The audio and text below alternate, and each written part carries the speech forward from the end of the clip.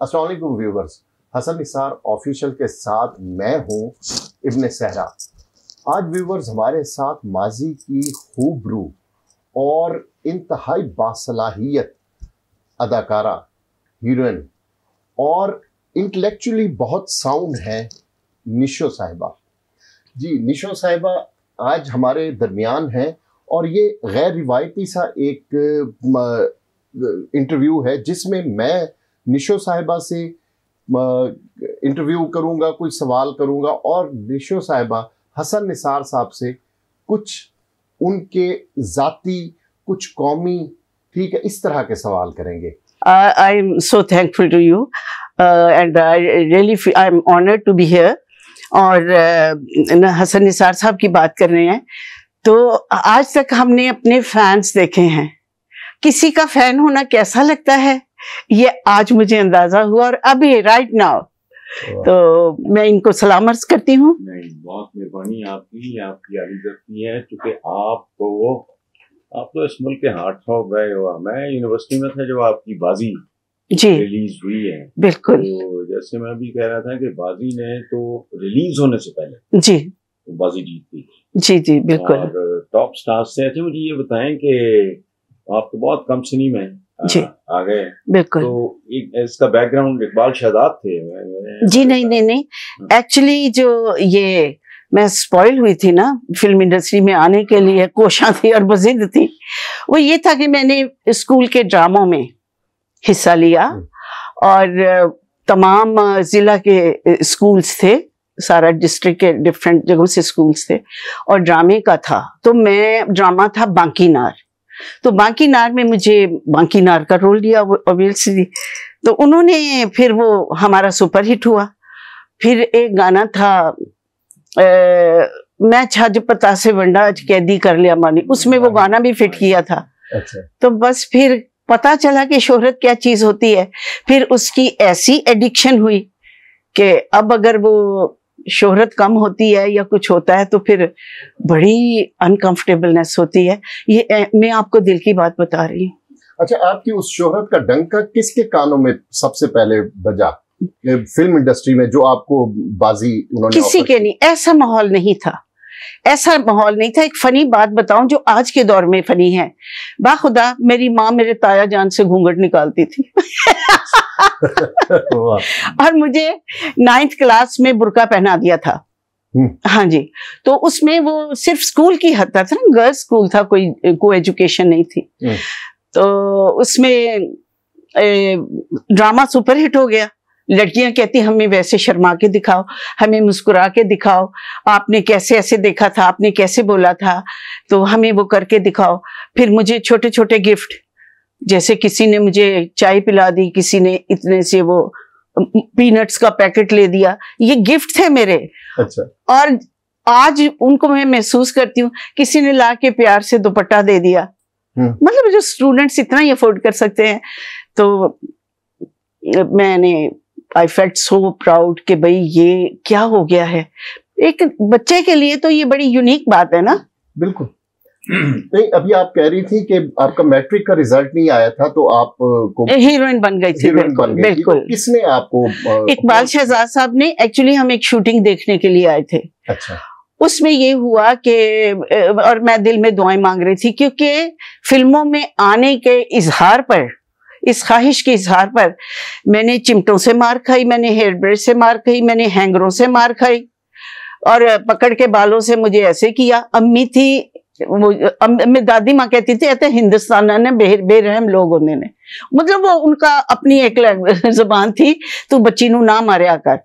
कहते नहीं इसकी हरकतें ठीक नहीं, ये सारे शमा रसाले देखती है, फिल्मों में आती है, इसका पढ़े भी तो सही, लेकिन मेरी फर्स्ट डिवीजन आती थी। तो बहरहाल इकबाल शहजाद साहब के यहाँ वो छुट्टियों में हम शूटिंग देखने लगे, शूटिंग देखने के लिए गए।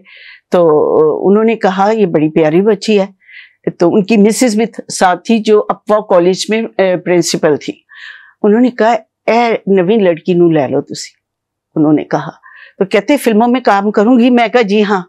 उधर से मेरी माँ ने मुझे पीछे से ऐसे मरोड़ा। वो फैमिली जाती थी पहले शूटिंग देखने, इट वाज बिग एंटरटेनमेंट। तो उन्होंने कहा कि कल आप आए। उन्होंने कहा हमने नहीं जाना। मैंने कहा जी ये समझते हैं ये बड़ी खराब जगह, ये खराब तो नहीं है ना? खराबी तो कहीं भी हो सकती है। अपनी तरफ से वो बड़ी सियानी बन के मैंने कहा। फिर घर आके उन्होंने कहा तू बाज नहीं आएगी। फिर इकबाल शहजाद साहब खुद घर आए, उन्होंने कहा ये हमारे बच्चों की तरह है, अगर आपको कोई गलत चीज नजर आए आप उसी वक्त छोड़ दीजिएगा, और हम भी इतने पैसे लगाते हैं, हम अपना नुकसान नहीं कर सकते। बहरहाल उन्होंने मुझे एक थर्ड रोल था उसमें, फिल्म में ना, बहन के रोल के लिए कास्ट किया, मोहम्मद अली की बहन के रोल के लिए। फिर उन्होंने मुझे मेरी पूरी ट्रेनिंग की, डांस डायरेक्टर रखा अकबर सम्राट को, उन्होंने मुझे डांस सिखाया। फिर एक अतिया शर्फ साहिबा, अल्लाह उनको जिंदगी दे, तो उन्होंने मुझे काजी अब्दुल गफ्फार के खुद थे काजी अब्दुल गफ्फार के लैला के खतूत, उसमें डायलॉग उतार चढ़ाव उन्होंने सब मुझे उसकी ट्रेनिंग दी। तो इस तरह फिर it was a great surprise for me कि मैं I was the heroine of बाजी फिल्म। ये उन्होंने सेट पे बताया। अच्छा। और मेरे लिए, मुझे यकीन ना, सारी रात मुझे नींद नहीं आई, सुबह शूटिंग थी और सेट में भी नींद नहीं आई। पहला सीन किसके साथ था? नदीम के साथ। अच्छा जी, तो नदीम के साथ था, थप्पड़ मारने का सीन था। तो अब नदीम की तस्वीरें बुक्स में रखती थी और शमा रसाला देखती थी। तो उन्होंने, जब मैंने नदीम को सामने देखा तो कंफ्यूज हो गई, परेशान हो गई, बिल्कुल नर्वस हो गई। तो वो उसमें था कि वो अंधा होता है और मुझे पहचानता नहीं है। मैं कहती हूँ इसने मेरे साथ फ्लर्ट किया है, फ्रॉड किया है, और तो मैं कहती हूँ मुझे पहचानते नहीं। कहता नहीं कौन हो तुम? तो चपेट मारनी होती थी रख के, थप्पड़ नहीं चपेट। अच्छा। तो उसको मारा तो उन्होंने 8 रिटेक्स हुई। कहते तुम्हें सारा स्क्रिप्ट रटाया हुआ है, इसके बावजूद तुम मतलब टाइम पे थप्पड़ नहीं मारती, सारा डायलॉग सब कुछ ठीक बोलती हो लेकिन वो थप्पड़ नहीं मारती। तो उन्होंने, नदीम ने फिर कहा थप्पड़ मारो वरना मैं तुम्हें मारूंगा, तो मैंने खड़े खड़े मार दिया। तो ये इस तरह फिल्म बाजी का आगाज हुआ। और बाजी के सेट पे ही रंगीला ने आके कहा कि ये तो मेरी ड्रीम गर्ल है। अच्छा। तो उन्होंने कहा मुझे ये लड़की चाहिए। उन्होंने कहा कि जी हमने इंट्रोड्यूस करवाया है, पहला जो क्रेडिट है हम लेंगे, आप लिख के दे कि फिल्म की रिलीज से पहले, बाजी की रिलीज से पहले रंगीला नहीं लगेगी। फिर ये जो दोनों फिल्में ऑन सेट थी, बाजी पहले लगी, रंगीला बाद में लगी, साथ ही ये अमन साइन हो गई, विच इज हिस्टोरिकल मूवी। बिल्कुल सही है। ये मुझे बताएं कि आपके जितने कॉलीग्स थे, अली साहब का आपने जिक्र किया है, नदीम का, मैं नदीम को नहीं मिला, अली साहब के साथ मेरा बड़ा ताल्लुक था। सबसे ज्यादा आपने एंजॉय किसके साथ किया है काम कर? वहीद मुराद के साथ। अच्छा। जी, he was such a nice person।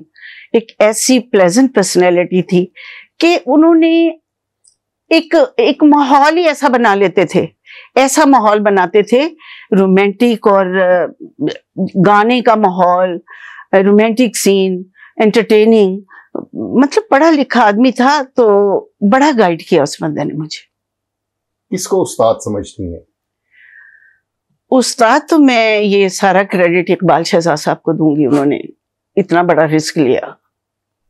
अच्छा। देखिए, कोई लड़की यंग या खूबसूरत है वो मैटर नहीं करता, उसके टैलेंट को उभारना और उसमें से टैलेंट निकालना, गो के मुझे बेपनाह शौक था, तो वो बड़ी बात थी।